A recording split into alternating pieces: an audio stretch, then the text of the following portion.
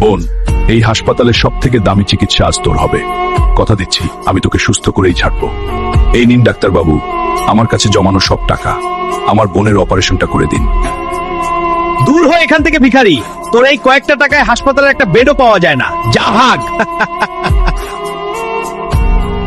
10 কোটি টাকা, এই আগুনের বল আমি ধরেই দেখাবো। 10 কোটি টাকা, আজ এই জ্বলন্ত আগুনের গোলক। বন্ধুরা, তোমরা ওকে সাপোর্ট দাও। এই নাও তোমার 10 কোটি টাকা, তুমিই আসল বীর। এই নেটার 10 কোটি হাসপাতাল এখন আমার।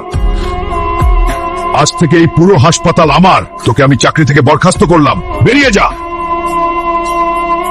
বোন দেখ, আমি সব কিনে নিয়েছি। এখন থেকে এই পুরো হাসপাতাল মালকিন তুই।